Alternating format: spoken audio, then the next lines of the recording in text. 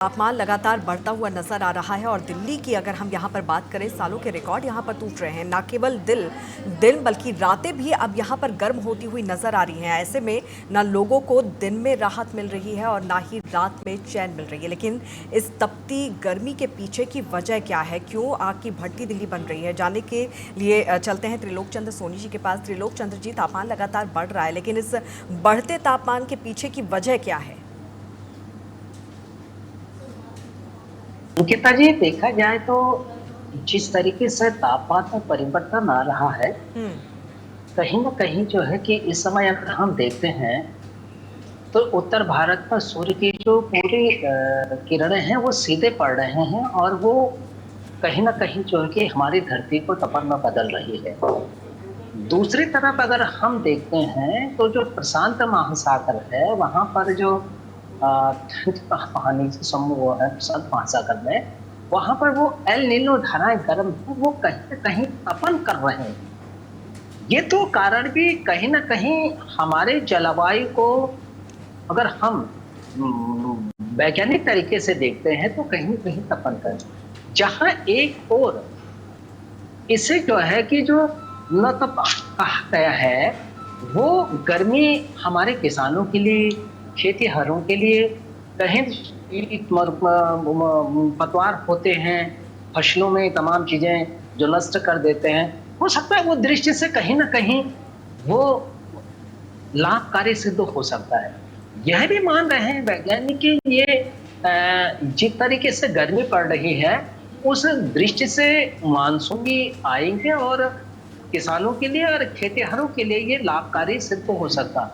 जितनी अधिक गर्मी पड़ेगी तो उतने अधिक बारिश की संभावनाएं लगाई जा रही है। लेकिन अंकिता जी, जिस तरीके से मौसम में बदलाव आ रहा है, कहीं ना कहीं हम भी तो दोषी हैं उसमें। आज जहां दिल्ली शहर में इस तरीके की बाहर निकलने वाली बातें आ रही, बड़ा मुश्किल सवाल हो रही है। वहीं अगर हम भारत के अन्य राज्यों की बात करें, पर्वतीय अंचलों की बात करें, वहां भी लोग गर्मियों में जो है कि बाहर नहीं निकल पा रहे, क्योंकि सूर्य से निकलने वाली जो किरणें हैं वो सीधे उत्तर भारत में सीधा पड़ रहे, वो हमारी गर्मी को बढ़ा रहे हैं।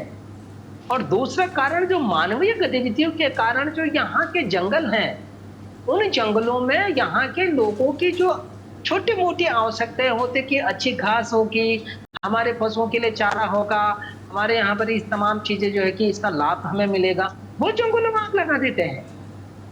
उस कारण से भी कहीं ना कहीं तापमान में परिवर्तन हो रहा है। तो वो परिवर्तन भी कहीं ना कहीं जो पर्वतीय अंचलों से, जो हमारे ग्लेशियर वाले भाग है, हिमालय क्षेत्र वाले भाग हैं, उत्तर भारत के भाग हैं, वहां से जो है कि ठंड की जो शीत लहरें हमारे शहर को मिला करते थे अंकिता जी, वहां पर भी मौसम जो है कि बिगड़ा हुआ है। वहां पर कहीं ना कहीं की लोगों ने जंगलों पर आग जैसी घटनाएं लगाई हुई हैं, वो भी मौसम में परिवर्तन कर रहा है। उस कारण से भी कहीं ना कहीं हमारे दिल्ली का तापमान में अंतर आ रहा। अब हमें इस ओर कार्य करने की जरूरत है। सरकार को भी एक बहुत अच्छी कार्य योजना बनाने की जरूरत है, जिससे हमारे प्राकृतिक जो वनस्पति है वो ज्यादा नुकसान नहीं पहुंचाए। मैं तो ये भी कहना चाहेंगे जो नगर पालिकाएं हैं, नगर निगम हैं, उनके जो वार्ड सदस्य हैं, वो अपने वार्ड सदस्यों के जो गलियारे हैं, मोहल्ले हैं, उनको कितने पर्यावरण दृष्टि से खूबसूरत बना सकते हैं। अब बरसात का सीजन इसके बाद आ जाएगा, मानसून पहुंच जाएंगे जून में, तो वो कहीं ना कहीं ये संकल्प ले लें। मैं आपके चैनल के माध्यम से ये संदेश देना चाहूंगा दिल्ली के उन वार्ड सदस्यों को, सभासदों को, मेयर को, पार्षदों को, कि आप इस समय अपने पूरे जो आपका सदस्य क्षेत्र है वहां बिल्कुल ग्रीन बेल्ट के रूप में विकसित करिए। अगर हमारे छोटे छोटे प्रयास होते हैं अंकिता जी, तो निश्चित तरीके से दिल्ली कहीं ना कहीं इस तपती हुई धूप में जो आने वाले होगा उसमें निजात मिलेगा। अगर हमने ये कार्य नहीं किया, और सरकार को भी मैं ये चाहूंगा कि जिस तरीके से आप जो है कि डामरीकरण कर रहे हैं, बिल्कुल रोडों को बिल्कुल मखमली बना रहे हैं, उसका भी कहीं ना कहीं कारण जो है कि सीधा सा हमारा तापमान में प्रभावित हो बिल्कुल, रहा तो है। गाड़ियां विकास का चल जो रही, खामियाजा है गाड़ियां चला वो रहे हैं यहाँ पर लोग देखने को और मिल रहा है।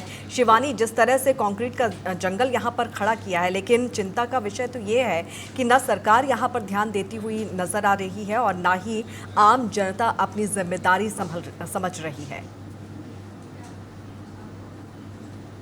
देखिए अंकिता जी, मैंने जैसे बताया आपको कि दिल्ली में इस वक्त जो बढ़ती गर्मी है उसे लेकर सरकार कहीं ना कहीं व्यापक है, अपने कदम उठा रही है, लेकिन कहीं ना कहीं अभी भी कोई ऐसा जोन है दिल्ली में जैसे कि कालकाजी है, दक्षिणपुरी है, वहाँ पे पानी की भारी किल्लत देखी जा रही है। कुछ लोगों ने वहाँ प्रोटेस्ट भी किया और ऊर्जा मंत्री से ये भी संकेत किया कि यहाँ पे काफ़ी किल्लत है और यहाँ तक कि जो हमारे घर के जो एसी है, कूलर्स है, वो काफ़ी लोड ले रहे हैं, जिस कारण जो बिजली कटौती भी काफ़ी देखी जा रही है। तो कहीं ना कहीं मिला जुला संकेत मिल रहा है। बिल्कुल शिवानी, तो ऐसे में किस तरह के कदम उठाए जा रहे हैं पर्यावरण को बचाने के लिए? व्यापक कदम उठा रहे सरकार, अपने हर तरीके से कदम उठा रही है, संवेदनशील है हर मुद्दे पे। और जैसे मैंने आपको बताया कि दिल्ली सरकार हर तरीके का वितरण किया ताकि लोगों को हर तरीके से लाभ मिल सके। चलिए पंकज, जिस तरह से तापमान तेज़ी से बढ़ता हुआ नज़र आ रहा है, ना केवल दिल्ली में बल्कि हम पूरे देश की भी हम यहाँ पर बात करें तो देश के कई जो शहर हैं वो उनका तापमान तेज़ी से यहाँ पर बढ़ता हुआ नज़र आ रहा है। हाल ही में हमने रिपोर्ट भी यहाँ पर देखी थी जो कि चिंता का विषय है। क्यों भारत में जो तापमान है वो इतनी तेज़ी से बढ़ता हुआ नज़र आ रहा है और इसे कैसे नियंत्रित किया जा सकेगा?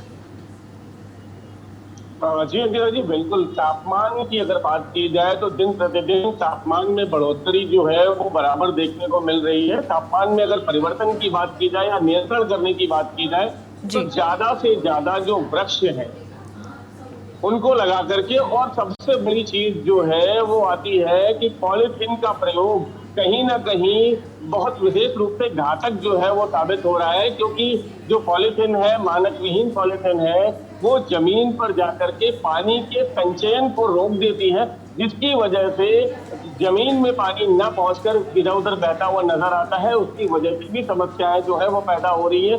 जंगलों में लगने वाली आग गर्मियों के कारण जो है वो इसका जो बहुत बड़ा कारण है। अगर बात की जाए इलेक्ट्रॉनिक वाहनों की, अगर बात की जाए पेट्रोल और डीजल के वाहनों की बात की जाए, विलासिता के उपभोग करने वाली वस्तुओं, एसी आदि की अगर बात की जाए, तो प्रत्येक चीजें जो है वो कहीं ना कहीं मानव जीवन को परिवर्तित करते हुए नजर आ रही है। और आने वाले समय में जैसा कि व्यक्ति जो है वो समय के साथ अपने आप को परिवर्तित जरूर कर रहा है, लेकिन उसके आधार पर पर्यावरण को भी अपने अनुकूल बनाना पड़ेगा। यदि ऐसा नहीं करते हैं तो निश्चित रूप से वो दिन दूर नहीं जब हम बाहर निकलते ही हमारी जो स्किन है वो जलने के लिए बिल्कुल तैयार हो जाएगी। उसको पूरी तरीके से ढक करके चलना ही होगा। यहाँ तक कि अगर बात की जाए तो डॉक्टर्स की बात करें, मौसम वैज्ञानिकों की बात करें, तो वो यही कह रहे हैं कि 11 बजे से लेकर के शाम के 4 बजे तक यदि आवश्यक नहीं है तो घर से बाहर ना निकले। नगर निगम निकायों की बात की जाए तो जगह जगह पर तो हमें अपनी सेहत का ध्यान रखना बहुत ज़्यादा ज़रूरी है, क्योंकि तापमान यहाँ पर तेज़ी से बढ़ रहा है, लेकिन